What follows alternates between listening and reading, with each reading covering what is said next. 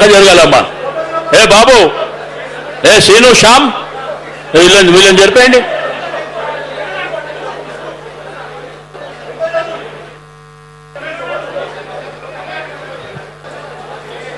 ఇప్పుడే మన గౌరవ భారతీయ రాష్ట్ర సమితి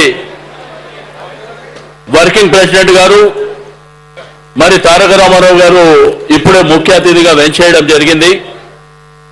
నేను ఇంతకుముందు మాట్లాడుతున్నట్టు మన కంటోన్మెంట్కు మంచినీరు ఇచ్చినటువంటి ఘనత కూడా ఆ రోజు గారు కేటీఆర్ గారు మున్సిపల్ మినిస్టర్గా ఉన్నప్పుడే. అదేవిధంగా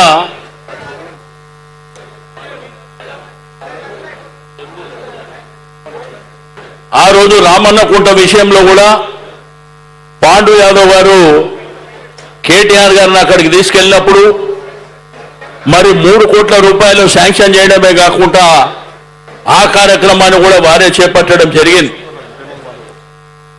మరి అదేవిధంగా రసూల్పూర్ రిటర్నింగ్ వాల్ విషయంలో కానీ మన గౌరవ పెద్దలు కేసీఆర్ గారి నాయకత్వంలో మరి కంటోన్మెంట్ ప్రాంతంలో డబుల్ బెడ్రూమ్లు మరి అనేకమైనటువంటి పేద ప్రజల కోసం ఆ రోజు ఇచ్చినటువంటిది కూడా మీ అందరికీ తెలిసిందే.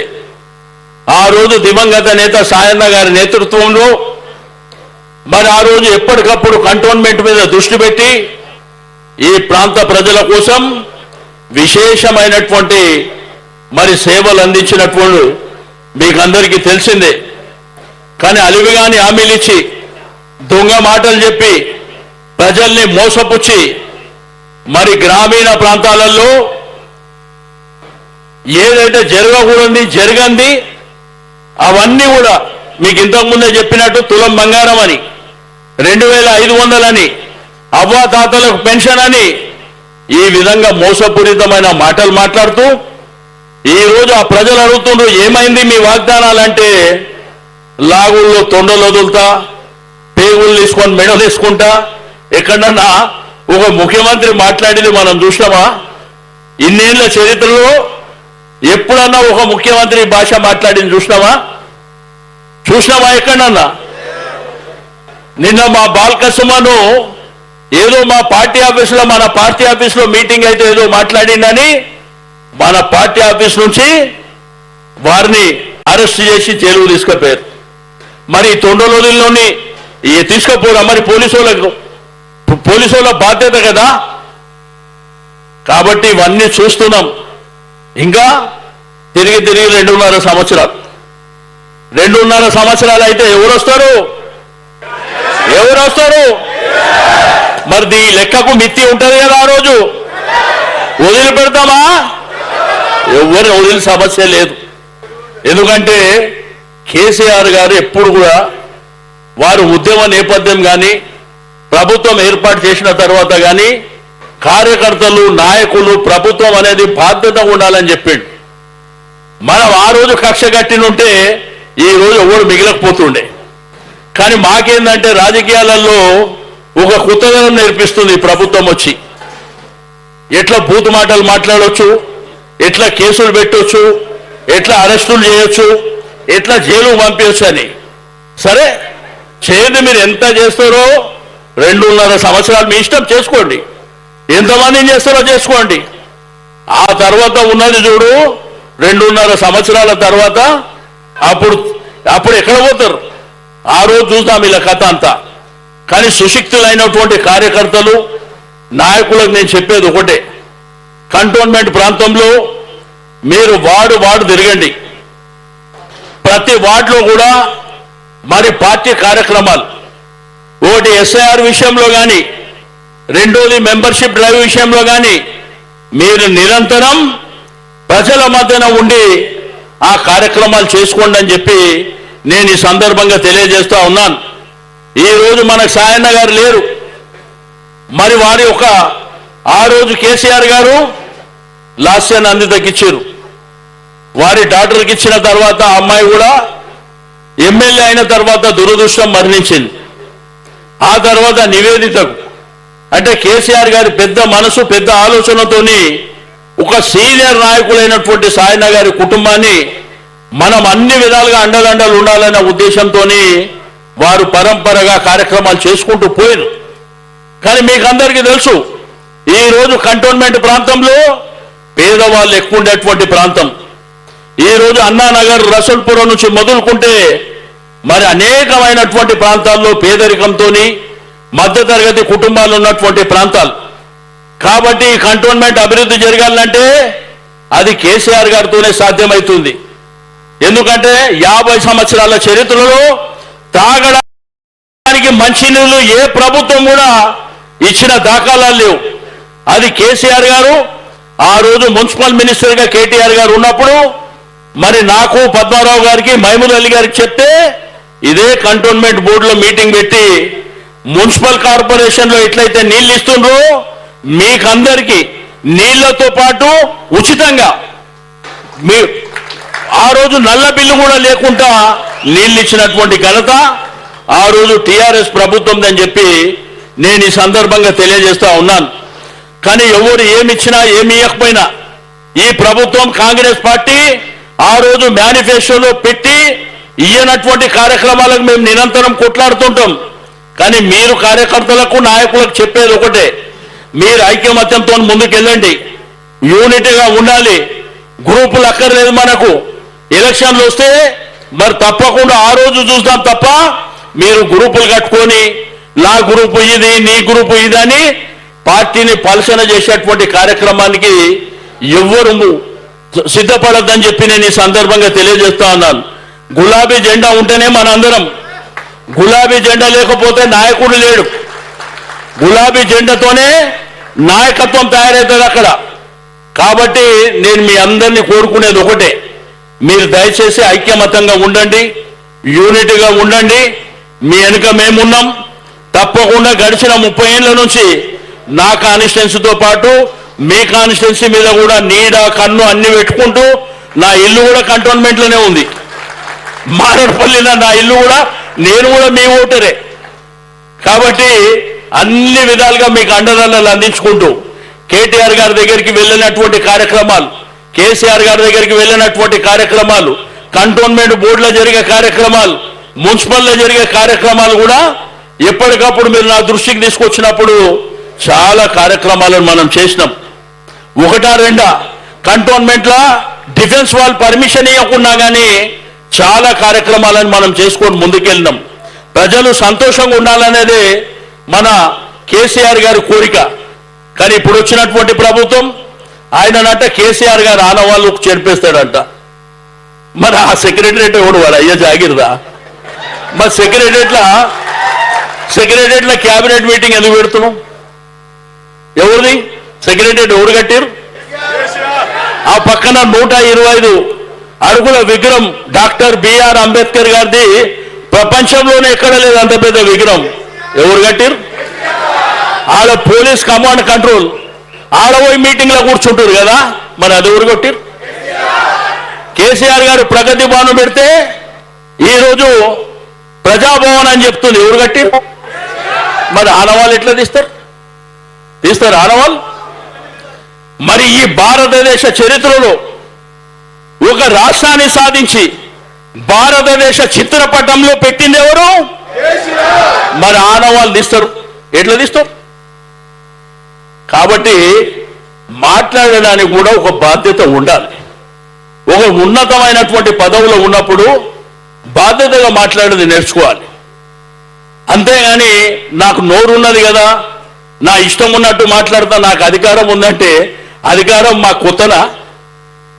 అధికారమే మన కొత్తనా? కేసీఆర్ గారి చరిత్రలో 45 సంవత్సరాలలో నిరంతరంగా ఆయన గెలిచినటువంటి నాయకుడే కదా, కేంద్ర మంత్రిగా చేసినటువంటి నాయకుడు కదా. అధికారం ఆ రోజు కేసీఆర్ గారు నీలాగా విర్రవీగలే కదా. కాబట్టి ఒకటి గుర్తుంచుకోండి, ఎవరు విర్రవీగిన చరిత్రలో అది రాసి పెట్టి ఉంటుంది, అది జరుగుతుంది సందర్భం వచ్చినప్పుడు. కానీ ఒక్కసారి ఈసారి కాంగ్రెస్ ప్రభుత్వం పోతే 30-35 సంవత్సరాల వరకు కాంగ్రెస్ జెండానే ఈ దేశంలో కనిపించదని చెప్పి నేను ఈ సందర్భంగా తెలియజేస్తా ఉన్నాను. కాబట్టి మీరు నిరంతరం పోరాటం చేయండి. మీరు దేనికి పోరాటం చేసినా నా ఇంటి దగ్గరికి మీరు రన్నింగ్ చేసైనా రావచ్చు. మారేడుపల్లిలో నా ఇంటి దగ్గరికి రన్నింగ్ చేసైనా రావచ్చు.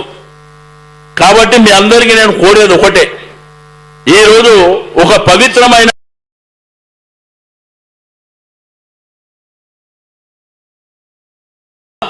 డిజిటల్ ద్వారా ఎట్లా చేయాలనో కేటీఆర్ గారు ఇప్పుడు ప్రజెంటేషన్ చేయబోతారు కొద్దిసేపట్లో. మీరు చూడండి, అది చాలా ఈజీ పని. కానీ వాళ్ళ రికార్డ్ అంతా మీ సెల్ ఫోన్లో ఉంటుంది. వాళ్ళ పుట్టిన తేదీ నుంచి వాళ్ళ కుటుంబంలో ఎంతమంది ఉన్నారో అన్ని డీటెయిల్స్ కూడా. రెండోది, మనకి ఈసారి కార్డులు కూడా వస్తున్నాయి.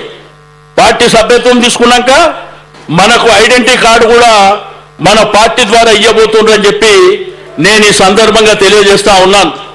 కాబట్టి ఈ కాంగ్రెస్ ప్రభుత్వం మీద మనం పెద్ద ఆశలు పెట్టుకునే వాళ్ళసిన అవసరం లేదు. మీరు జెండా పండుగ కార్యక్రమం తెలుసు మీకు. రెండోది, కంటోన్మెంట్ బోర్డు మెంబర్ కానీ ఎమ్మెల్యేగా పోటీ చేసినప్పుడు ఇంటింటికి తిరుగుతాం కదా, ఈ మెంబర్షిప్ డ్రైవ్ కూడా అదే పద్ధతిలో తిరగాలి. మెడల కండువ ఉండాలి, ఆ వార్డులో ఒక జెండా ఎగిరేయాలి, ఒక 200 ఇండ్లలోకి పోవాలి వార్డు మెంబర్లతో సహా. మరి సీనియర్ నాయకులతో సహా పోయి వాళ్లకు మా పార్టీ ద్వారా వచ్చిన మీరు మెంబర్షిప్ సాధారణ సభ్యత్వమా క్రియాశీలక సభ్యత్వమా వాళ్ళతో మాట్లాడుతూ అడగాలి. ఏమక్క 2500 వచ్చినాయా, ఏమక్క బంగారం వచ్చిందా, ఇవన్నీ అడగాలి. అడిగితే ఒకసారి వాళ్ళకు కూడా గుర్తు చేసినట్టు అవుతుంది. ఇవన్నీ విషయాలు అడిగితే వాళ్ళే చెప్తారు. మీరు చూసారు కదా, హైదరాబాద్ ఇల్లు కూడా కొడుతుంటే టీవీ సోషల్ మీడియాలో చూసారు కదా, ముఖ్యమంత్రిని తిట్టిన మాటలు మీరు చూసిర్రా? ఎంతమంది చూసారు?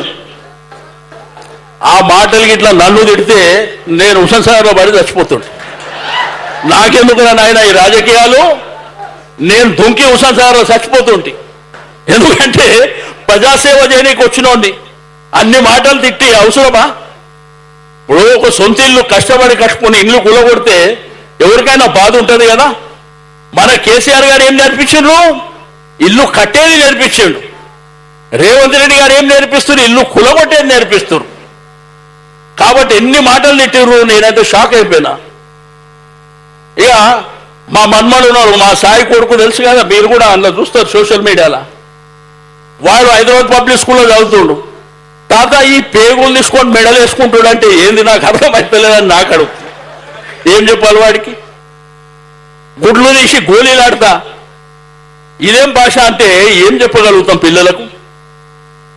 మా ఇంకో మన్మడు వాడంటాడు, ఇంటికి పోతే కరెంటు పోగానే తాత ఏంది రేవంత్ రెడ్డి ఊకే కరెంటు తీసేస్తున్నాను వాడంటాడు. అంటే చిన్న పూరలు కూడా వాళ్ళకు కూడా ఏం జరుగుతుందో తెలుస్తుంది. కాబట్టి నేను మీ అందరినీ కోరుకునేది ఒకటే, మనం అధికారంలో లేం, అపోజిషన్లో ఉన్నాం, మనం గిరిగీసి కొట్లాడాలి. అంతేగాని నేను ఆయన వెనుక పోతా ఈయన వెనుక పోతా, ఎవడువైనా గులాబీ జెండా వెనుకనే పోవాలి తప్ప ఎవరి వెనుక కూడా పోవాల్సినటువంటి అవసరం లేదు. ఇది ఉంటేనే వాళ్ళ గుర్తింపు, ఇది లేకపోతే గుర్తింపా? మీరు చూస్తారు కంటోన్మెంట్లో మనం ఓడిపోయినాం, ఎమ్మెల్యే ఓడిపోయినాం, ఎంపీకి ఓడిపోయినాం.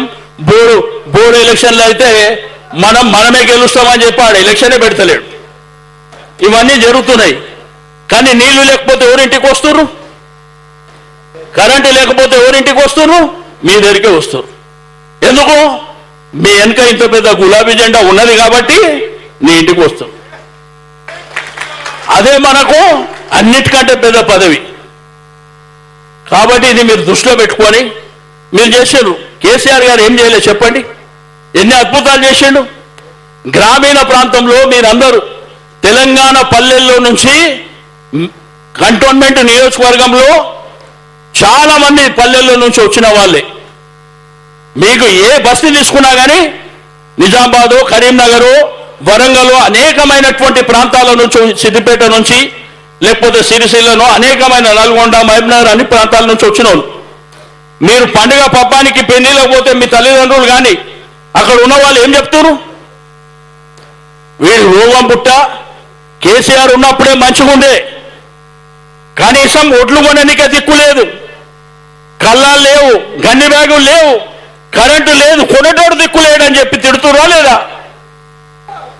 మరి ఈరోజు బతుకమ్మ పండుగ కేసీఆర్ గారు మరి తెలంగాణ రాష్ట్రం వస్తే అమెరికాలో ఉన్నోడు బతుకమ్మ ఆడుతుండు, ఫ్లైట్లో బతుకమ్మ ఆడుతుండు.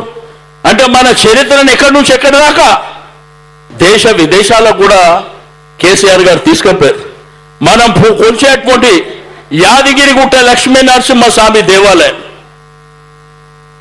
మీరు యాదగిరిగుట్ట పోయిన ఎంతమంది పోయారు? ఒకప్పుడు ఎట్లుండే యాదగిరిగుట్ట, ఇప్పుడు ఎట్లున్నది? ఎట్లుంది?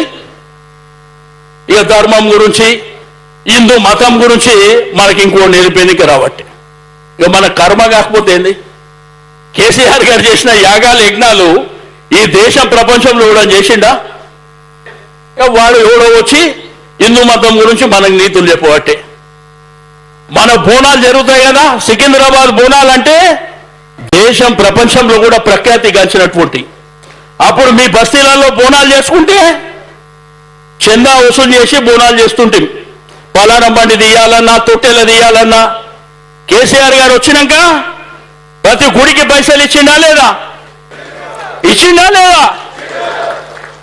అట్లా హిందువులను ఆ విధంగా, ముస్లిం సోదరులు ఉంటే రంజాన్ తోఫా అని వాళ్ళని ఆ విధంగా, క్రిస్టియన్ మతం ఉంటే వాళ్లకు మరి గిఫ్ట్ ఇచ్చేటువంటి కార్యక్రమం ఎక్స్మస్కు, ఇట్లా అద్భుతమైనటువంటి కార్యక్రమాలు. సంబంధ వర్గాలు సంతోషంగా ఉండాలి, హరిజన గిరిజన బడుగు బలహీన వర్గాలు మైనారిటీలు సంతోషంగా ఉండాలని చెప్పి కేసీఆర్ గారు ఆలోచించేదే తప్ప కులానికో మతానికో బొట్టు పెట్టలే. ఆయన ఏ రోజు కూడా అద్భుతాలు చేయాలి, నా రాష్ట్రాన్ని ఈ దేశానికి ఆదర్శంగా తీసుకుపోవాలని చాలా అద్భుతమైనటువంటి కార్యక్రమాలను చేసిండు. కానీ ఆ రోజు మనకు ఎవరి మీద ఈర్ష లేదు, ఎవరి మీద కోపం లేదు, ఎవరినో లోపడేయాలి, ఎవరి మీద కేసులు పెట్టాలి, మాకే పుష్కలంగా పని ఉంది.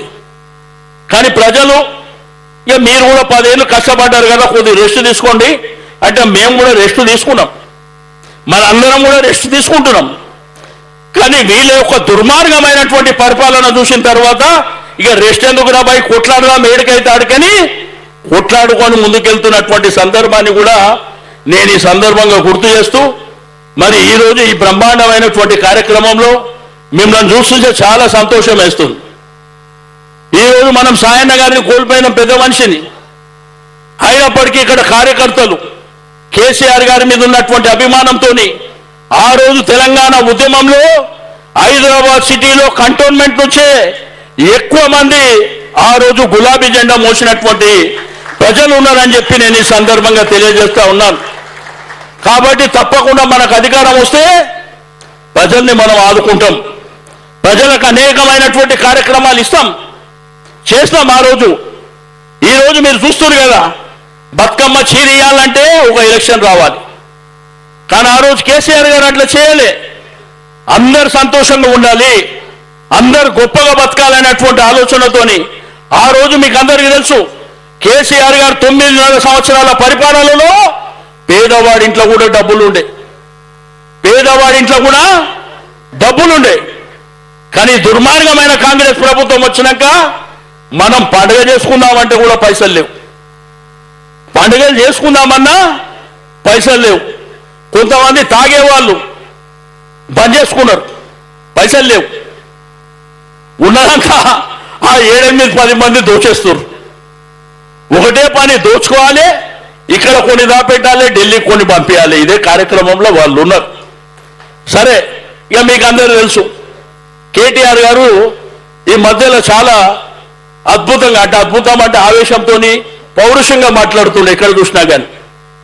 మన కార్యకర్తలు కూడా ఆ ఉత్సాహం ఉంది. ఎందుకంటే పార్టీని రక్షించి కార్యకర్తలను రక్షించుకొని ధైర్యంగా మాట్లాడాలని ముందుకెళ్తే, ఇక కొంతమంది మాట్లాడేటోళ్ళు కాంగ్రెస్కు సపోర్ట్ చేసిన వాళ్ళు ఏమన్నా కేటీఆర్ గారు చాలా అహంకారంతో మాట్లాడుతాం. నాకు కూడా ఇద్దరు అడిగితే నేనన్నా నీ అయ్యని ఎడుతూకుంటావా అన్నా, నీ అయ్యని ఎడుతూకుంటావురా అడిగినా నేను వానికే. నేనన్నా కేటీఆర్ గారు మా పార్టీ పక్కన పెట్టు, కేసీఆర్ వాళ్ళ నాయన కదా, మరి నేను ఆయన తిడితే నువ్వు ఊకుంటావా అని అడిగిన. వాడు మూసుకున్నాడు. కాబట్టి ఏ తండ్రిని తిడితే ఏ కొడుకు ఊకుంటాడు ఈ దేశంలో? ఊకుంటామా? ఇంట్లోనే చింటి పక్కనే చిన్న పంచాయతీ అయితే మన పూర్వలు పోయి కొట్లాడితే మనోని తప్పున వాళ్ళతో కొట్లాడతాం మనం, అవునా లేదా? కాబట్టి ఇవన్నీ మాకు కూడా ఏంటంటే అనుభవాలు. అధికారం లేకపోతే ఎన్ని అనుభవాలు ఉంటాయో అన్ని అనుభవాలను కూడా మనం చూస్తున్నటువంటి సందర్భం. కాబట్టి మీ అందరికీ నేను కోరేది ఒకటే, మరి ఈ యొక్క మెంబర్షిప్ కార్యక్రమం, ఎస్ఐఆర్ కార్యక్రమాన్ని కూడా ఇప్పుడు కేటీఆర్ గారు వారి ప్రసంగం తర్వాత మీకు వివరిస్తారు. తప్పకుండా దాన్ని ఫాలో కండి. ఫాలో కావడం వలన ఎవరి ఓటు కూడా తొలగిపోదు. ఒకటి. రెండోది, మెంబర్షిప్ మాత్రం మీ అందరికీ చెప్తున్నా, ప్రతి డివిజన్లో పాదయాత్ర చేసినట్టు పొద్దున 2 గంటలు, సాయంత్రం 2 గంటలు ఇంటింటికి వెళ్ళాలి మెంబర్షిప్ కార్యక్రమం. మీరు మెంబర్షిప్ ఏ ఇంటికి పోయినా కళ్ళు మూసుకొని వాళ్ళు మెంబర్లు అవుతారు మనకు. ఎందుకంటే టీఆర్ఎస్ పార్టీ అంటే అభిమానం, కేసీఆర్ గారు అంటే అభిమానం. తప్పకుండా వాళ్ళ మెంబర్షిప్, ఆ మెంబర్షిప్తో పాటు అది యాప్ డౌన్లోడ్ చేసేటప్పుడు, వాళ్ళతో ముచ్చట పెట్టేటప్పుడు, ఏమ్మా నీకు మొన్న బిడ్డ పెళ్లి చేసిన బంగారం వచ్చిందంట కదా, ఎవరు చెప్పి చెప్పుతో కొడతా అని అంటారు. అది ఎలక్షన్ల వరకు మనకు ఉపయోగపడుతుంది. మనం గుర్తు చేయాలనుకో మర్చిపోతారు. అదేవిధంగా మా ముస్లిం సోదరులను అడుగుతున్నా, हमारे भाइयों से गुजारिश है, तोहफा दिया रमजान का तोहफा, परसों एक बार दिया शायद. अभी इमाम मौसम के लिए कौन देखे? मगर आप लोग पार्लियामेंट इलेक्शन आते दिल्ली से, वो मुस्लिम लीग वाले बोले वो मोटे को डालो छोटे को डालो बोले तो वोट डाल रहे. काय को डाल रहे? केसीआर साहब कुछ नहीं करे, आपको कुछ नहीं करे, फिर कैसा? वो दिल्ली से, उसको क्या मालूम दिल्ली में रहने वाले को? आप रसूलपुरा में रहते, इंदिरा नगर में रहते, वहां पर ना आपको काम करे सो वाले सायना साहब मिलते थे, नहीं वो दिल्ली से आए सो वाला मिलता था. इसलिए आप लोगों से गुजारिश है, ये सब भूलो. हकीकत क्या है? हकीकत के हिसाब में आप लोग काम करिए. आपके लिए जो सहारा दिए उनके लिए काम करिए. जो पार्टी आपके साथ है उनके लिए काम करिए. कोई हुकूमत आपके लिए साथ है, वो हुकूमत के लिए कैसे? केसीआर साहब क्या बोले थे, गंगा जमुना तहजीब के बोल के. अभी देखे ना सारे हिंदुस्तान में उर्दू बात करने वाले चीफ मिनिस्टर को देखे कभी भी? केसीआर को देखे ना? पक्का है ना? फिर वोट दूसरों को क्यों डाल रहे? शायद आप नहीं डाले होंगे, दूसरे लोग क्यों डाल रहे? जाओ मस्जिद में बैठो, बात करो, बैठ के बात करो. कोई भी आके इलेक्शन के टाइम में बोलता ना, उसको पकड़ो. तू क्या रहे भाई मेरे को बोलने का? हमारे काम करे सो वाला కేసీఆర్ సాబ్ उनके लिए बोलो. ఎందుకంటే మీ అందరికీ రిక్వెస్ట్ చేసేది, మనం ఈ కనెక్షన్ అంతా ఎలక్షన్లలో మర్చిపోతున్నాం. ఎలక్షన్ వరకు ఈ కనెక్షన్ అంతా ఉంటే తప్పకుండా లాభం జరుగుతుందని చెప్పి తెలియజేస్తూ, మా అక్క చెల్లెళ్లకు, అన్నదమ్ములకు అందరికీ, ఉద్యమకారులకు కూడా అభినందనలు తెలియజేస్తూ, జై తెలంగాణ. ఎంతో చక్కగా अपना హైదరాబాద్ కా షాన్ తలసాని శ్రీనివాస్ యాదవ్ మన హైదరాబాద్ యొక్క మాట్లాడే భాషలో నిత్యము మన